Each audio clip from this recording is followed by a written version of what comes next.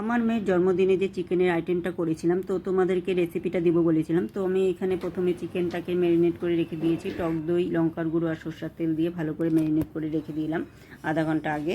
তারপরে এদিকে ড্রাই মশলাগুলোকে আমি এখানে ভেজে নেবো একটুখানি শুকনো খোলায়। এই যে গোটা গোলমরিচ, দারচিনি, এলাচ আর কাজু বাদাম দিয়ে দিয়েছি কয়েকটা, পেঁয়াজ রসুন দিয়ে দিলাম, দিয়ে শুকনো খোলায় ওগুলোকে ভেজে নিলাম।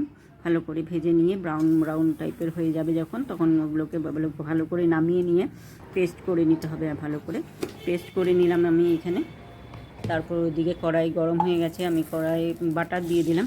বাটার দিয়েই রান্নাটা করতে হবে। বাটারের মধ্যে পেঁয়াজটাকে একটুখানি ভেজে নেব ব্রাউন করে, ভেজে নিয়ে মাংসগুলো দিয়ে দিলাম। মাংসগুলো দিয়ে একটুখানি ভালো করে কষিয়ে নিয়ে আমি ওই পেস্টটা দিয়ে দেবো। পেস্টটা দিয়ে ভালো করে নেড়ে চেড়ে তারপরে স্বাদ মতো লবণ দিয়ে ব্যাস ঢেকে দেবো। এটাতে হলুদ পড়বে না, এই রান্নাটাতে হলুদ দিতে হবে না, একটু সাদা সাদা টাইপের হবে আর কি।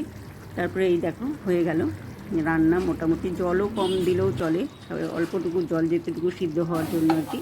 তারপরে এর মধ্যে স্মোকি ভাবটা আনার জন্য একটুখানি বাটার দিয়ে একটা বাটির মধ্যে কাঠকয়লা দিয়ে তোমরা ওটাকে ফ্লেভারটা আনার জন্য তোমরা দিতে পারো। তো আমি দেইনি, আমার কাছে ছিল না। তো ভিডিও ভালো লাগলে লাইক কমেন্ট একটা শেয়ার করে দিও। মাংসটা